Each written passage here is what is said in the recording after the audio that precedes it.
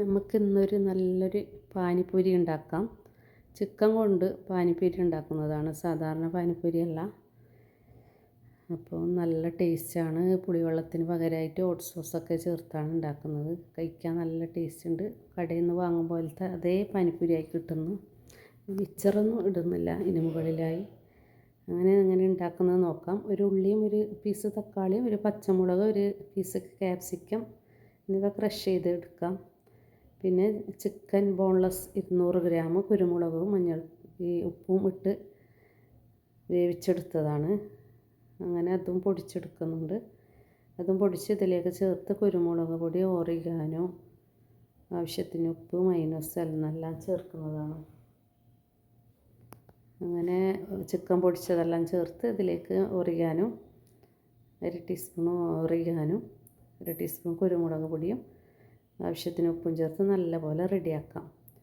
അങ്ങനെ ഞാൻ റെഡി മൈനൂസാണ് ചേർക്കുന്നത്. നമുക്ക് വീട്ടിലുണ്ടാക്കിയാൽ അതിനേക്കാളും ടേസ്റ്റ് കൂടും. അങ്ങനെ ഈ മൈനൂസും ചേർത്ത് നല്ലപോലെ മസാല തയ്യാറാക്കി എടുക്കാം. അങ്ങനെ ഇതാ മൈനൂസ് ചേർക്കുന്നുണ്ട്.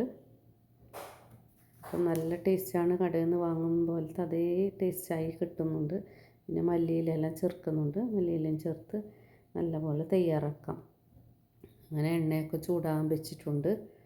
അപ്പോൾ നമുക്ക് ഇതിനുള്ള പൂരി പൊരിച്ചെടുക്കാം. റെഡിമെയ്ഡ് പൂരിയാണ് വാങ്ങിയിട്ടുണ്ട്.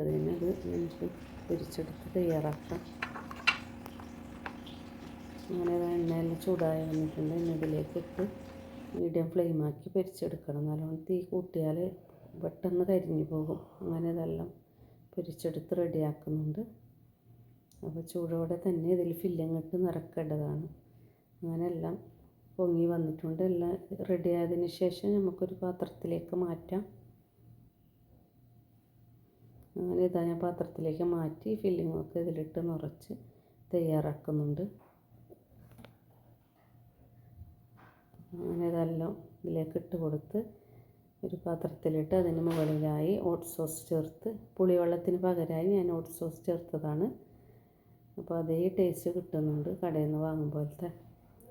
അങ്ങനെ ഇതാ സോസെല്ലാം ചേർത്ത് നമുക്കിത് ഒന്ന് കഴിച്ച് നോക്കാം. നല്ല ടേസ്റ്റാണ്. ഇപ്പോൾ എല്ലാവരും വീഡിയോ കണ്ട് ഇഷ്ടപ്പെട്ടാൽ ലൈക്ക് ചെയ്യുക, ഷെയർ ചെയ്യുക, സബ്സ്ക്രൈബ് ചെയ്യാത്തവരുണ്ടെങ്കിൽ ചെയ്യണം.